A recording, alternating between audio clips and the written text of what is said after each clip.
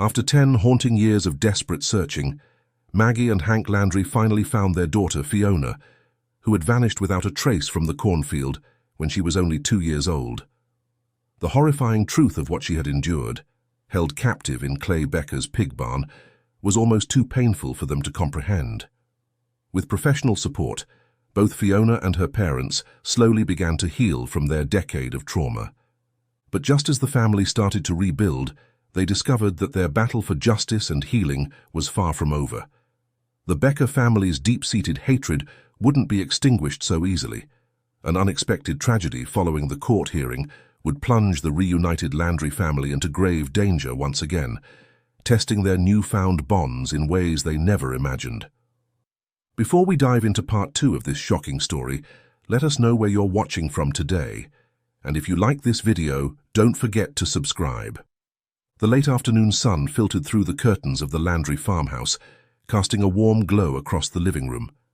Maggie sat on the edge of the well-worn sofa, her fingers nervously intertwining with Hank's as they waited. Today was the day they had been anticipating for months, the day Fiona would spend her first week back at home, transitioning from the social house where she had been staying. 3 months had passed since Fiona's rescue, and those initial weeks had been a whirlwind of emotions and challenges. The family had struggled to heal, and Fiona had grappled with understanding her new reality. But Maggie and Hank had visited their daughter as often as they were allowed at the social house, slowly rebuilding their bond and helping Fiona come to terms with her situation. As the clock ticked closer to the appointed time, Maggie found herself lost in memories of those visits. She remembered the first time Fiona had smiled at her, a tentative, unsure curve of her lips that had nonetheless filled Maggie's heart with hope. She recalled the day Fiona had asked about the farm, curiosity sparking in her eyes as Hank described the cornfields and the animals. Each small step forward had been a victory, a sign that their family might one day be whole again. Suddenly, the sound of tires on gravel broke through Maggie's reverie. She and Hank stood up in unison, exchanging a glance that held equal parts excitement and apprehension. They knew it must be Fiona. With hearts pounding, they made their way to the front door. Maggie's hand hesitated for just a moment on the doorknob before she turned it, revealing Fiona standing on the porch with her social worker. Fiona looked different from the frightened, malnourished girl they had found in Clay's barn. Her red hair, once matted and dull, now shone with health, framing a face that had begun to lose its gauntness. But it was her eyes that struck Maggie the most. They held a spark of life that had been absent for so long. "Welcome home, sweetheart," Maggie said, her voice thick with emotion, as she enveloped Fiona in a gentle hug. Hank joined them, his strong arms encircling both his wife and daughter. The social worker, a kind-faced woman named Sarah, smiled at the scene before her. "It's been a long and challenging journey," she said, "but I'm confident that Fiona will adapt quickly here. The progress she's made over the last few months has been remarkable." Sarah handed Maggie a document to sign, explaining that she would be visiting twice a week to check on Fiona and offer support if needed. As Maggie signed the paper, her hand trembled slightly, but her signature was clear and determined. With a final word of encouragement, Sarah left, leaving the family alone in the living room. For a moment, they stood in silence, the weight of the moment settling around them. It was Fiona who broke the silence. "I think this is the right decision," she said softly, her voice gaining strength as she continued. "I want to grow up on the farm now and make up for all the years we lost." Maggie felt tears prick her eyes as Fiona added, "Mum, Dad, I'm glad to be home." The words Mom and Dad still felt new and precious, even though Fiona had started using them a few weeks ago. Each time she said them, Maggie and Hank felt a surge of hope and love that threatened to overwhelm them. Together, they made their way upstairs with Fiona's few belongings from the temporary housing. As they entered Fiona's room, the room that had stood empty for over a decade, emotions welled up in all of them. The room was just as they had left it all those years ago, a time capsule of a 2-year-old's life. A small bed with faded princess sheets stood against one wall, while a bookshelf filled with colorful picture books occupied another. Dusty stuffed animals sat atop a child-sized dresser, their button eyes seeming to welcome Fiona home. Maggie watched as Fiona took in the room, her expression a mixture of curiosity and something deeper, perhaps a flicker of recognition. Without a word, they sat down together on the edge of the bed, arms around each other, feeling the weight of the past and the promise of the future in equal measure. As they held each other, Maggie allowed herself to believe, truly believe, that their long nightmare was finally over. Fiona was home, and they would face whatever challenges lay ahead together, as a family. The rest of the day passed in a blur of settling in and rediscovery. Maggie and Hank showed Fiona around the farm, pointing out what had changed over the years and what had remained the same. They walked through the barn, introducing Fiona to the animals, the gentle-eyed cows, the curious chickens, and the excitable farm dog, who seemed to sense the importance of the day and stayed close to Fiona's side. As they wandered the property, Maggie found herself watching Fiona closely, drinking in every expression, every small gesture. She noticed how Fiona's eyes widened at the sight of the vast cornfields, how her hand reached out tentatively to stroke the nose of a friendly horse, how she smiled, really smiled, when Hank showed her how to feed the chickens. The day was filled with these small, precious moments that Maggie knew she would treasure forever. But as the sun began to set, casting long shadows across the farmyard, a sense of normalcy began to settle over them. They made their way back to the house, where Maggie prepared a simple dinner, Fiona's favorite macaroni and cheese, a fact she had learned during their visits at the social house. As they sat around the dinner table, enjoying their meal and each other's company, Maggie felt a sense of rightness that she hadn't experienced in years. This was how it should be. Her family together, sharing a meal, talking about their day. But just as Hank was asking Fiona if she'd like to help him collect eggs in the morning, the sound of a car pulling up outside broke through the peaceful atmosphere. Maggie froze, her fork halfway to her mouth. "Are you expecting someone?" she asked Hank, unable to keep the note of worry from her voice. Hank shook his head, his brow furrowing. "No, I don't think so." A moment later, there was a knock at the door. Hank stood up, gesturing for Maggie and Fiona to stay seated. "I'll get it," he said, his voice calm but his posture tense. Maggie listened intently as Hank opened the door. She heard a man's voice, unfamiliar and slightly gruff. Unable to contain her curiosity and concern, she stood up and made her way to the door, leaving Fiona at the table with a reassuring smile. At the door stood a man who appeared to be in his late 50s, his face weathered and his eyes sharp beneath bushy eyebrows. Hank was asking how they could help him, his voice polite but guarded. The man stretched out his hand, introducing himself. "Victor Becker," he said, and Maggie felt her blood run cold at the name. "I'm Clay's brother. I'd like to discuss something with you, if I may." Maggie's mind raced. Clay's brother, here now on the very day Fiona had come home. She felt a surge of protective anger rise within her. "Get off our property," she said, her voice sharp. "We don't want to talk to you. There's an ongoing court case and the hearing is soon. We have nothing to discuss with you." Victor held up his hands in a placating gesture. "I'm not here to cause trouble," he insisted. "I just want to talk. It's important." Maggie was about to refuse again when she caught sight of Fiona out of the corner of her eye. The girl had left the table and was hovering in the hallway, her face pale and her eyes wide with fear. Maggie realized they needed to end this quickly for Fiona's sake. "1 minute," she said tersely. "You have 1 minute and then you leave or we call the police." She and Hank stepped out onto the porch, closing the door behind them to shield Fiona from whatever Victor had to say. Victor wasted no time. "What you've heard isn't the whole truth," he began. "Clay would never admit it, but we had a very tough childhood. Our parents, they were abusive, violent. I managed to cope with therapy, but Clay never did." Maggie felt her anger rising again.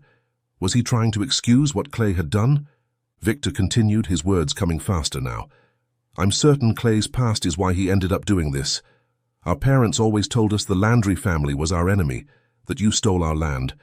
Between that brainwashing and the abuse, Clay is sick. He needs help, not just punishment." "Why are you telling us this?" Maggie demanded, her voice tight with suppressed emotion. Victor's expression turned pleading. Tomorrow at the final court hearing, I'll be there. Clay will plead guilty, but his lawyer will present evidence of his mental disorder. They're hoping for a lower sentence, maybe even probation. I'm asking you, please consider agreeing with this in court." Maggie couldn't believe what she was hearing. The audacity, the sheer disrespect of this request made her see red. "How dare you," she hissed, her voice low and dangerous. "How dare you show up here, after what your brother did to our daughter, and ask us to show him mercy? This is ridiculous and disrespectful. Clay has to face justice for what he did to Fiona." She took a step forward, her anger giving her strength. "Get off our property now, or I swear I will call the police." Victor began to back away, but he didn't give up. "Please," he begged as he retreated. "If you don't do this, Clay will spend the rest of his life behind bars." It was Hank who responded this time, his voice cold and firm. "That's what we hope for," he said, "and it's what he deserves. Now leave and don't ever show up here again." They watched as Victor got into his car and drove away, the taillights disappearing down the long driveway. Only when he was out of sight did Maggie allow herself to relax slightly, though her hands were still shaking with anger and residual fear. As the sound of Victor's car faded into the distance, Maggie turned to Hank, her eyes searching his face. "What do you think about all this?" she asked, her voice barely above a whisper. Hank's jaw was set, his eyes hard as he stared down the empty driveway. "We can't show any mercy tomorrow in court," he said firmly. "Clay was responsible for 10 years of heartbreak, the horrors he inflicted on our daughter." He shook his head, unable to finish the thought. "It doesn't matter if he was sick or had a bad childhood. Nothing justifies what he did. He has to face justice." Maggie nodded, feeling a sense of relief at Hank's words. They were on the same page, as they had been throughout this ordeal. "You're right," she agreed. "No matter what his background was, Clay made his choices. He has to answer for them." With a deep breath, they turned and went back inside. The sight that greeted them made Maggie's heart clench. Fiona was standing in the hallway, her arms wrapped tightly around herself, fear evident in every line of her body. "Who was that?" Fiona asked, her voice small and trembling. "What did he want?" Maggie moved to her daughter's side, gently placing an arm around her shoulders. She debated for a moment whether to tell Fiona the truth, but quickly decided that honesty was the best policy. They had promised never to lie to Fiona, even if the truth was difficult. "It was Clay's brother," Maggie explained softly. "He wanted to talk about the court case tomorrow. But don't worry, sweetheart, he's gone now and he won't be coming back."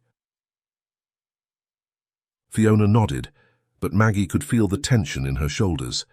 She exchanged a glance with Hank, seeing her own concern mirrored in his eyes. They had hoped Fiona's first night home would be peaceful, a chance for her to settle in and feel safe. Victor's unexpected visit had shattered that hope. "Come on," Hank said, his voice gentle. "Let's finish our dinner. We can have some ice cream for dessert if you'd like, Fiona." They made their way back to the table, but the easy conversation of earlier was gone. They ate in relative silence, each lost in their own thoughts about the day's events and what tomorrow might bring. As they finished their meal, Maggie glanced at the clock and realized how late it had gotten. "We should probably think about getting to bed soon," she said. "We need to be up early for the court hearing tomorrow." Fiona's fork clattered against her plate, and Maggie immediately regretted her words. She had been trying to approach the subject gently, but there was no easy way to discuss what lay ahead. "Fiona," Hank said, reaching across the table to take her hand, "we know tomorrow is going to be hard. But remember, after this, it will all be over. The bad guy will get justice for what he did, and you won't have to worry about him ever again." Maggie nodded in agreement. "That's right, sweetheart, and we'll be right there with you the whole time. You're so brave, and we're so proud of you." Fiona managed a small smile, though her eyes were still worried. "Okay," she said softly. "I'll try to be strong." They cleared the table together, then Maggie and Hank accompanied Fiona upstairs to her room. As Fiona changed into her pajamas and climbed into bed, Maggie couldn't help but marvel at how surreal it felt. After 10 years of this room standing empty, their daughter was finally back where she belonged. "We're so glad you're home," Maggie said as she tucked the blankets around Fiona. "We love you so much." "I love you too," Fiona replied, and Maggie felt her heart swell with joy and gratitude. As they left Fiona's room, closing the door softly behind them, Maggie and Hank paused in the hallway. Without a word, they embraced, holding each other tightly. In that moment, no words were necessary. They both understood the mix of emotions they were feeling: relief, love, anxiety about tomorrow, and an overwhelming determination to protect their daughter and see justice done. Finally, they made their way to their own bedroom. As they prepared for bed, Maggie found herself glancing frequently at the clock, counting down the hours until the hearing. Despite the nervousness churning in her stomach, she was surprised to find herself growing drowsy as soon as her head hit the pillow. The emotional toll of the day, combined with the comfort of having Fiona safely under their roof, pulled her quickly towards sleep. As she drifted off, Maggie's last conscious thought was a fervent hope that tomorrow would bring the closure they all so desperately needed. With Clay behind bars for good, perhaps they could finally begin to heal and move forward as a family. The shrill sound of the alarm clock pierced the early morning silence, jolting Maggie awake. For a moment she lay still, disoriented, before the significance of the day came rushing back to her. Today was the day of the final court hearing, the day they hoped would bring justice for Fiona and closure for their family. Maggie reached over and gently shook Hank awake. "It's time," she said softly, her voice a mixture of determination and apprehension. They dressed quickly, the weight of the day's importance hanging heavily in the air. Maggie then went to wake Fiona, knocking softly on her door before entering. She found her daughter already awake, sitting up in bed with her arms wrapped around her knees. "Good morning, sweetheart," Maggie said, sitting on the edge of the bed. "How are you feeling?" Fiona shrugged, her expression a mixture of fear and resolve. "Scared," she admitted, "but ready, I think." Maggie pulled her into a gentle hug. "That's okay, it's normal to be scared. But remember, Dad and I will be right there with you the whole time." They went through their morning routine with a sense of subdued urgency. Breakfast was a quiet affair, with Fiona picking at her food more than eating it. Maggie couldn't blame her. Her own stomach was tied in knots. As they prepared to leave, Maggie took one last look around the farmhouse. It struck her how much had changed in just 24 hours. Yesterday morning, this house had still been missing its heart. Now, with Fiona home, it felt whole again. She silently vowed that no matter what happened in court today, they would protect this newfound wholeness with everything they had. The drive to the courthouse was tense, with Fiona sandwiched between her parents in the front seat of their old pickup truck. Maggie kept one hand on the steering wheel and the other on Fiona's knee, offering silent support. As they pulled up to the courthouse, Maggie spotted a familiar figure waiting on the steps. Their lawyer, William Becker. He was a tall, lean man with graying hair and kind eyes behind wire-rimmed glasses. As they approached, he greeted them with a reassuring smile. "Good morning, Landris," he said, his voice calm and professional. "Are you ready for this?" Hank nodded grimly. "As ready as we'll ever be." William quickly recapped their strategy as they made their way into the building. "We're going for the maximum sentence," he reminded them. "The evidence is overwhelming, and with Fiona's testimony and your statements, I believe we have a very strong case. The odds are in our favor." Maggie listened intently, squeezing Fiona's hand as they walked.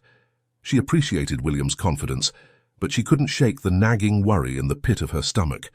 So much was riding on today's outcome. As they entered the courtroom, Maggie's eyes immediately scanned the room, landing on Clay and his lawyer. Beside them sat Victor, his presence a stark reminder of his visit to their farm the night before. Maggie felt a surge of anger at the sight of him, but she pushed it down, focusing instead on guiding Fiona to their seats. They sat down, Fiona between Maggie and Hank. Both parents placed a protective hand on Fiona's shoulders, a united front against the man who had caused them so much pain. The courtroom buzzed with low conversation as people settled into their seats. Maggie could feel the tension in the air, thick and oppressive. She took a deep breath, trying to center herself. Finally, a hush fell over the room as the judge entered. He was an older man with a stern face and sharp eyes that seemed to take in everything at once. As he took his seat, Maggie felt a mix of hope and fear. This man held their future in his hands. "All rise," called the bailiff, and everyone in the courtroom stood. As the judge began to speak, recounting the evidence and accusations against Clay, Maggie found herself holding her breath. This was it. The moment they had been waiting for, hoping for 10 long years, was finally here. The judge's voice was clear and authoritative as he laid out the case. He spoke of the physical evidence found at Clay's farm, the medical reports detailing Fiona's condition when she was found, and the psychological evaluations that painted a horrifying picture of the trauma she had endured. As the judge spoke, Maggie glanced at Fiona. Her daughter's face was pale, but her jaw was set in determination. Maggie felt a surge of pride at Fiona's strength. Finally, the judge announced that both sides would now have the chance to give their final statements. Maggie's heart began to race. This was the moment that could determine everything. To her surprise, it was Clay's brother Victor who stood up first. As he began to speak about their difficult childhood and the abuse they had suffered, Maggie felt her anger rising again. She knew what he was trying to do, paint Clay as a victim himself, deserving of leniency. But as she looked at Fiona, remembering all that her daughter had endured, Maggie knew she could never accept that argument. Clay spoke next, his voice surprisingly steady, as he pleaded guilty but asked for a lower sentence due to his mental health issues. He talked about needing therapy rather than jail time, even suggesting probation as a possibility. Maggie could hardly believe what she was hearing. Probation? After everything he had done? She clenched her fists, willing herself to remain calm. When it was their turn to speak, Maggie stood up alongside William. She took a deep breath, steeling herself for what she needed to say. This was her chance to ensure that Clay faced the full consequences of his actions, to make sure that Fiona got the justice she deserved. As she began to speak, recounting the horror of the past 10 years and the terrible things Clay had done to Fiona, Maggie felt a strength she didn't know she possessed. Her voice was clear and unwavering as she demanded the highest possible sentence for Clay. "He doesn't deserve forgiveness," she concluded, her voice ringing out in the silent courtroom. "He deserves to face the full extent of the law for the pain he has caused our family." As she sat down, Maggie caught sight of Victor glaring at her from across the room. She met his gaze steadily, refusing to be intimidated. Whatever happened next, she knew she had done everything in her power to fight for her daughter. The judge thanked both sides for their statements and announced a short recess to consider the arguments. As people began to move and talk, Maggie turned to Fiona, pulling her into a tight hug. "You're doing great, sweetheart," she whispered. "It's almost over." Now all they could do was wait and hope that justice would prevail. The recess seemed to stretch on forever. Maggie, Hank, and Fiona remained in their seats, not wanting to risk an encounter with Victor in the hallway. The tension in the room was palpable, with hushed conversations and nervous glances filling the air. Maggie found herself replaying her statement in her mind, wondering if she had said enough, if her words had conveyed the depth of pain and suffering Clay had inflicted on their family. She looked at Fiona, who sat quietly between her and Hank, her hands clasped tightly in her lap. Maggie marveled at her daughter's strength, even as her heart ached for all that Fiona had endured. After what felt like an eternity, the bailiff called for everyone to rise as the judge re-entered the courtroom. Maggie's heart pounded in her chest as they all stood, waiting for the moment that would determine their future. The judge settled into his seat, his face impassive as he surveyed the courtroom. When he spoke, his voice was clear and authoritative, cutting through the tense silence. "In the case of the state versus Clay Becker," he began, "I have carefully considered all the evidence presented, as well as the testimonies given today. The crimes committed by the defendant are of the most serious nature, involving the abduction and abuse of a child over a period of 10 years. Maggie felt Fiona stiffen beside her, and she wrapped an arm around her daughter's shoulders, offering silent support. The judge continued, his words measured and deliberate. "The pain caused to the victim and her family is immeasurable. The defendant's actions have irreparably altered the course of young Fiona Landry's life and caused untold suffering to her parents. He paused, his gaze sweeping across the courtroom before settling on Clay. While the court acknowledges the defendant's troubled past and mental health issues, these factors do not excuse or mitigate the severity of his crimes. Maggie held her breath, hardly daring to hope as the judge delivered his final decision. Therefore, taking into account all factors, and in accordance with the law, this court sentences Clay Becker to life in prison, with no possibility of parole or appeal. The courtroom fell silent for a moment, as the weight of the judge's words sank in. Then, a collective exhale seemed to ripple through the room. Maggie felt a wave of relief wash over her so powerful, it made her knees weak. She turned to Hank and Fiona, pulling them both into a tight embrace. "It's over," she whispered, her voice choked with emotion. "It's finally over. You got justice, Fiona. He can never hurt you again." Fiona clung to her parents, her body shaking with silent sobs. Whether from relief, residual fear, or a combination of both, Maggie couldn't tell. But she held her daughter close, murmuring words of comfort and love. As the initial shock of the verdict wore off, the courtroom began to stir. Maggie looked up to see Clay being led away by officers, his face a mask of defeat. His lawyer was gathering papers, looking grim. But it was Victor who caught Maggie's attention. He stood at the other end of the courtroom, his eyes fixed on her with an expression of pure hatred. The intensity of his glare sent a chill down Maggie's spine. She quickly looked away, focusing instead on her family, on the victory they had just won. As they prepared to leave the courtroom, William approached them, a broad smile on his face. "Congratulations," he said warmly. "This is the best possible outcome we could have hoped for. Clay will spend the rest of his life behind bars where he can't hurt anyone else." Maggie nodded, feeling a complex mix of emotions, relief, vindication, but also a lingering sadness for all they had lost. "Thank you, William," she said sincerely, "for everything you've done for us." William assured them he would be in touch to wrap up any loose ends, and then they were free to go. As they stepped out of the courthouse into the bright sunlight, Maggie felt as though a great weight had been lifted from her shoulders. The nightmare that had consumed their lives for a decade was finally, truly over. They made their way to their truck, Fiona still nestled between them. As they drove home, Maggie noticed a change in Fiona's demeanor. The girl seemed lighter somehow, as if the verdict had released some of the tension she had been carrying. "How are you feeling, sweetheart?" Maggie asked gently.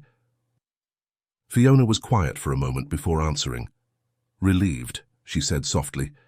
"And happy, I think. It's really over, isn't it?" "It really is," Hank confirmed, his voice gruff with emotion.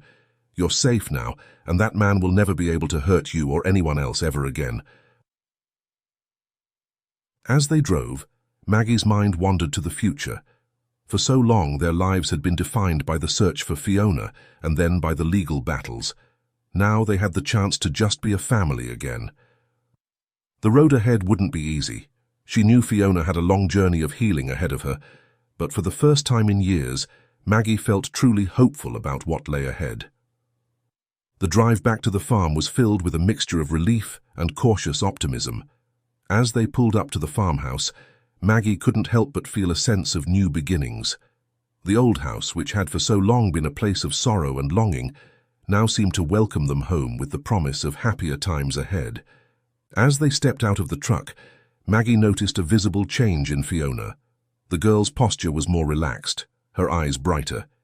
It was as if the weight of the trial and the fear of Clay had been physically lifted from her shoulders. "How about we celebrate a little?" Hank suggested, his voice warm with affection. "Maybe we could all work together on the farm today and then have a special dinner tonight." Fiona's face lit up at the suggestion. "Can I help with the animals?" she asked eagerly. Maggie felt her heart swell with joy at Fiona's enthusiasm. "Of course you can, sweetheart. We'd love your help." They spent the afternoon working together on various farm tasks. Hank showed Fiona how to feed the chickens and collect eggs, while Maggie taught her about tending to the vegetable garden. Fiona threw herself into the work with an energy that amazed her parents. It was clear that the physical labor and connection with nature were therapeutic for her. As the afternoon wore on, their work took them near the cornfield. Maggie felt a flutter of anxiety as they approached, memories of that fateful day 10 years ago threatening to overwhelm her. She glanced at Fiona, worried about how her daughter might react.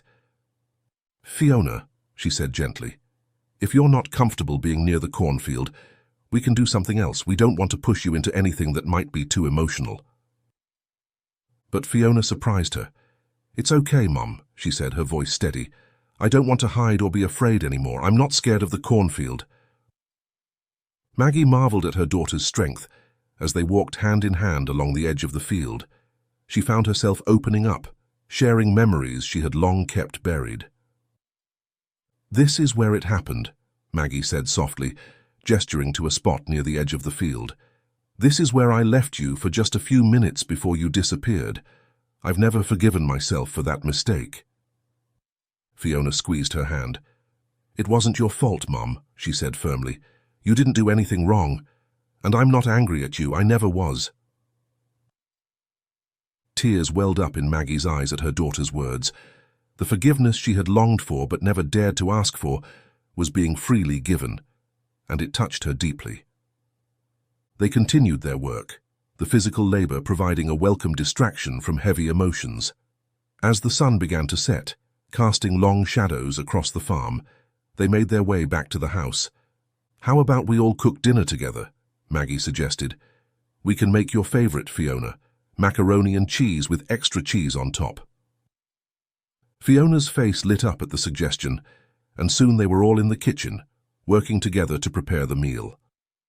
Maggie showed Fiona how to make the cheese sauce, while Hank boiled the pasta and prepared a side salad. The kitchen was filled with the sounds of chopping, stirring, and easy conversation. Maggie found herself pausing at times, just to take in the scene.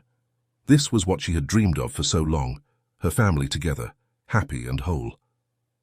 As they sat down to eat their homemade meal, Maggie felt a deep sense of contentment wash over her. She looked at Hank, seeing her own joy reflected in his eyes. Then she turned to Fiona, who was digging into her macaroni and cheese with gusto. "Fiona," Maggie said softly, waiting until her daughter looked up, "I want you to know how proud we are of you. You've been so brave through all of this. And now we can finally start our life together as a family." Fiona smiled, a real, genuine smile that lit up her whole face. "I'm happy to be here," she said. "I feel safe, like I'm finally home." They continued their meal, talking and laughing together. Maggie allowed herself to fully embrace the hope she felt for their future. The road ahead might still have its challenges, but they would face them together, as a family. As they finished their meal, the warm glow of contentment settled over the kitchen. Fiona was animatedly describing her favorite part of working on the farm that day, her eyes bright with excitement. Maggie and Hank exchanged fond glances, both relishing this moment of normalcy and joy. Just as Maggie was about to suggest they clear the table, her phone rang, shattering the peaceful atmosphere. Frowning, she glanced at the caller ID. It was William Becker, their lawyer. Confusion and a hint of worry crept into her mind as she answered the call. "Hello, William," she said, trying to keep her voice calm for Fiona's sake. William's voice came through, sounding uncharacteristically nervous. "Maggie, I'm sorry to disturb you this evening, but there's been a development. It's quite extreme news." Maggie's heart began to race. What could have happened? They had just won the case hours ago. "What is it, William?" she asked, her voice tight with apprehension. There was a pause before William continued, his words causing Maggie's blood to run cold. "Clay, he's dead, Maggie. He took his own life in prison.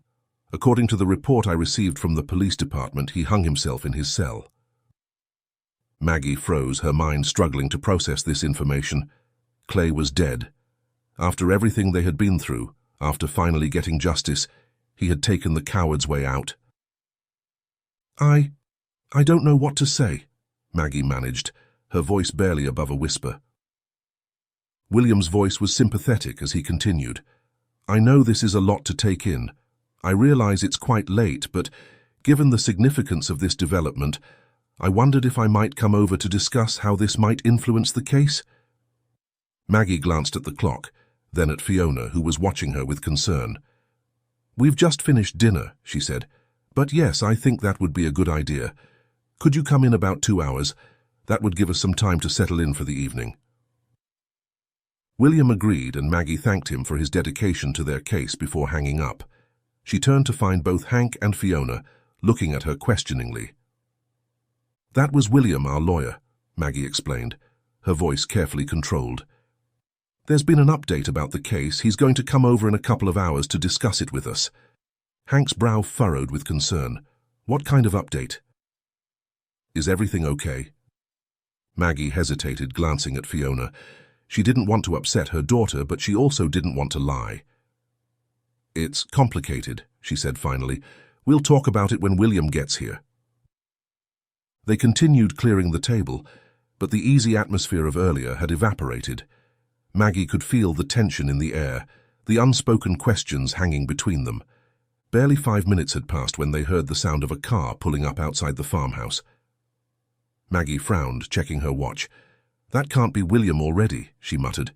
"He said he'd be here in 2 hours." There was a knock at the door. Maggie exchanged a puzzled look with Hank. "I'll go see who it is," she said. "Maybe William misunderstood and came early." As she approached the door, a sense of unease settled over her. Something didn't feel right. She opened the door expecting to see their lawyer, but instead found herself face to face with Victor Becker. Maggie's blood ran cold. Victor's eyes were wild, his face contorted with a mixture of grief and rage. Before she could react, he shoved his foot between the door and the frame, preventing her from closing it. In his hand, he brandished a gun. "Get out!" Victor snarled, his voice low and dangerous. "You and Hank, come to the barn with me. You're going to pay for what you've done." Maggie's mind raced. She knew instantly what this was about, Clay's suicide. Victor blamed them for his brother's death. "Victor," she said, trying to keep her voice calm despite the fear coursing through her. "Please, let's talk about this. You don't want to do anything you'll regret." But Victor was beyond reason. "No more talking," he growled. "You do what I say or Fiona pays the price. She stays in the house, but you and Hank come with me now." Maggie's heart clenched at the threat to Fiona. She knew they had no choice but to comply. "Okay," she said softly. "We'll come with you. Just don't hurt anyone." She called out to Hank, her voice trembling slightly. "Hank, we need to go to the barn with Victor. Fiona, stay inside, sweetheart. Everything will be okay." As they stepped outside, Maggie could hear Fiona's frightened sobs from inside the house. It took every ounce of willpower she had not to run back to her daughter, but she knew that obeying Victor was the only way to keep Fiona safe for now. Hank joined them, his face pale but determined. As Victor marched them towards the barn, gun trained on their backs, Hank whispered to Maggie, "What's going on? Why is he doing this?" Maggie's response was barely audible. "Clay's dead. He killed himself in prison. Victor blames us." They reached the barn, the familiar structure now looming ominously in the gathering darkness. Victor roughly shoved them inside, ordering them to sit on the ground.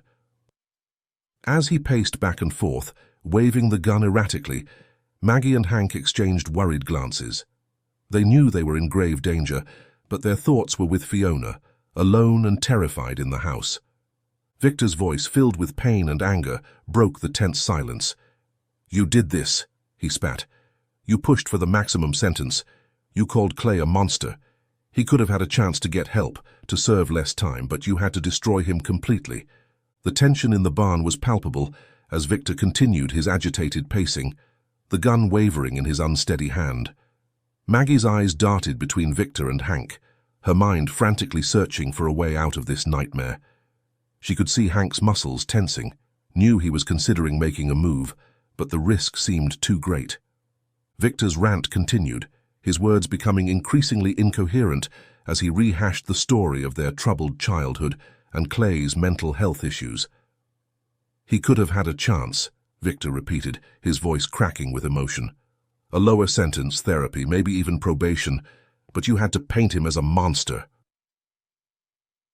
Hank, his voice steady despite the fear evident in his eyes, tried to reason with Victor. "Listen, Victor, I understand you're hurting, but what Clay did to our daughter, it was unforgivable. He stole 10 years of her life, 10 years of our family's life. Can you imagine what that did to us, to Fiona?" Victor whirled around, his eyes wild with anger and grief. "And what about what you did to Clay?" he shouted, gesticulating wildly with the gun. "You destroyed him. He was all I had left, and now he's gone because of you." Maggie, her heart pounding, decided to try a different approach. "Victor," she said softly, "I think you're sick too. This isn't right, and deep down you must know that. Please put the gun down."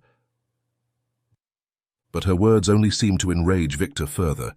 He resumed his frantic pacing, his movements becoming more erratic. "Sick? You think I'm sick?" he spat. "I'm the only one seeing things clearly here. You took my brother from me, just like you took your land all those years ago. It's always been the Landrys against us, hasn't it?" Hank shook his head, his voice firm but compassionate. "That's not true, Victor. That feud was between our parents, not us. We never wanted any of this. All we ever wanted was our daughter back." Victor's face contorted with a mixture of pain and fury. "Well, now you know how it feels to lose someone you love," he snarled. "Clay is dead because of you, and now you'll pay for it. An eye for an eye, isn't that how it goes?" Maggie opened her mouth, hoping to find words that might calm Victor down, but before she could speak, Hank made his move. In a blur of motion, he lunged at Victor, catching him off guard and tackling him to the ground. The two men grappled on the barn floor, each fighting for control of the gun. Maggie watched in horror, her heart pounding so loudly she could barely hear the sounds of the struggle. She wanted to help, but fear kept her rooted to the spot, terrified that any interference might cause the gun to go off. Suddenly, a deafening crack split the air. Maggie's world seemed to stop as she saw Hank and Victor separate, Hank rolling away and remaining motionless on the ground, while Victor scrambled to his feet, the gun still in his hand. "Hank!" Maggie cried, finally finding her voice. She started to move towards her husband, but Victor's wild-eyed glare stopped her in her tracks. Just then, the distant wail of police sirens cut through the night. Victor's head snapped towards the sound, panic replacing the anger in his eyes. Maggie's mind raced. Fiona must have called the police. A surge of pride for her daughter's quick thinking mingled with her fear for Hank. The sirens grew louder, unmistakably heading their way. Victor's panic seemed to grow with each passing second. His gaze darted between Maggie and the barn door, indecision clear on his face. Then his expression hardened. He turned to Maggie, raising the gun. "This is it," he snarled. "You're going to pay for your ignorance." Maggie's breath caught in her throat. She closed her eyes, a silent prayer on her lips. "Please," she whispered, "don't do this." The sound of multiple gunshots rang out, but Maggie felt no pain. Her eyes flew open to see Victor crumpling to the ground, his gun clattering away. Behind him stood several police officers, their weapons drawn. Everything seemed to happen at once after that. Officers rushed into the barn, some checking Victor's lifeless body, while others tended to Hank. Maggie watched, her heart in her throat as they assessed Hank's condition. She could see blood staining his shirt, and her world seemed to narrow to that single, terrifying sight. Moments later, she heard the sound of an ambulance approaching. Paramedics rushed in with a stretcher, quickly but carefully loading Hank onto it. Maggie longed to go to him, to hold his hand, and tell him everything would be okay, but an officer gently held her back, explaining that the paramedics needed space to work. As they wheeled Hank out of the barn, Maggie followed, her legs feeling weak and unsteady. She watched as they loaded him into the ambulance, the flashing lights casting an eerie glow over the farmyard. Only then did Maggie remember Fiona. She turned towards the house, her heart clenching with worry for her daughter. But before she could move, she saw Fiona running towards her, escorted by another officer. Maggie opened her arms and Fiona flew into them, sobbing. "Mom, I called the police," Fiona choked out between sobs. "I was so scared." Maggie held her daughter close, her own tears finally falling. "You did the right thing, sweetheart. You saved us. I'm so proud of you." As she comforted Fiona, Maggie's eyes never left the ambulance. An officer approached them, his face serious but kind. "Mrs. Landry," he said, "your husband is being taken to the hospital. The paramedics are doing everything they can for him. We can escort you there if you'd like." Maggie nodded, unable to speak past the lump in her throat. She held Fiona close as they were led to a police car, both of them watching as the ambulance carrying Hank sped away, sirens blaring. As they settled into the back of the police car, Maggie felt a mixture of fear for Hank and relief that the immediate danger had passed. She looked down at Fiona, who was clinging to her tightly. "Dad's going to be okay," she whispered, trying to convince herself as much as her daughter. "We're going to be okay." As the police car pulled away from the farm, Maggie silently prayed that her words would prove true. They had survived so much already. Surely fate wouldn't be cruel enough to take Hank from them now. With Fiona pressed against her side, Maggie steeled herself for whatever lay ahead at the hospital. The drive to the hospital seemed to stretch on forever, each minute feeling like an hour to Maggie. She held Fiona close, both for her daughter's comfort and her own. The police officer driving them occasionally glanced back, offering reassuring words, but Maggie barely heard them, her mind focused solely on Hank. As they neared the hospital, the officer's radio crackled to life. Maggie strained to hear the conversation, her heart racing. When the officer hung up, he turned to them with a smile. "Mrs. Landry," he said, his voice filled with relief, "I've just received word from the hospital. They've managed to stabilize your husband. The doctors say he's going to make it." The wave of relief that washed over Maggie was so intense she felt lightheaded. She pulled Fiona closer, sharing the good news. "Dad's going to be okay," she whispered, feeling Fiona's body relax against hers. When they arrived at the hospital, a nurse approached Maggie and Fiona, insisting on checking them for any injuries they might have overlooked in the chaos. Thankfully, apart from some minor bruises and scrapes, they were both physically unharmed. As the nurse finished their examination, a doctor approached them. "Mrs. Landry?" he asked, and Maggie nodded, her heart in her throat. "I'm Dr. Thompson. I've been treating your husband." "How is he?" Maggie asked, her voice barely above a whisper. Dr. Thompson smiled reassuringly. "Mr. Landry is a very lucky man," he said. "The bullet missed his vital organs by mere millimeters. We've successfully removed it, and he's now in stable condition. He'll need to stay here for a few days for observation, but I expect him to make a full recovery." Maggie felt her knees go weak with relief. She thanked the doctor profusely, then turned to Fiona, who had been listening intently. "Did you hear that, sweetheart? Dad's going to be fine." Fiona nodded, tears of relief streaming down her face. "Can we see him?" she asked. Dr. Thompson nodded. "He's still a bit groggy from the anesthesia, but you can visit him for a short while. Follow me, please."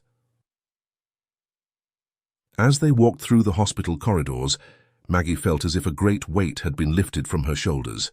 The nightmare that had consumed their lives for so long was finally, truly, over. Clay was gone, Victor was gone, and Hank was going to recover. They entered Hank's room to find him pale but awake, his eyes lighting up at the sight of them. "My girls," he said, his voice weak but filled with love. Maggie and Fiona rushed to his bedside, carefully embracing him. For a long moment they simply held each other, the family reunited and safe at last. "I was so worried," Maggie whispered, her voice thick with emotion. Hank managed a weak smile. "Can't get rid of me that easily," he joked softly, wincing slightly as he shifted in the bed. Fiona, still holding her father's hand, looked up at him with tear-filled eyes. "Does it hurt a lot, Dad?" Hank squeezed her hand reassuringly. "I'm okay, sweetheart. The doctors are taking good care of me." "I think it's really over now, Maggie," he said softly. "We can finally start to heal." Maggie nodded, feeling a mix of emotions wash over her. "It's been such a long road," she whispered, "but we made it. We're going to be okay." As they sat there, a family united after so much hardship, Maggie allowed herself to believe in their future. They had survived the unthinkable, and come out the other side stronger and more united than ever. Now, at last, they could look forward to the bright future that lay ahead of them.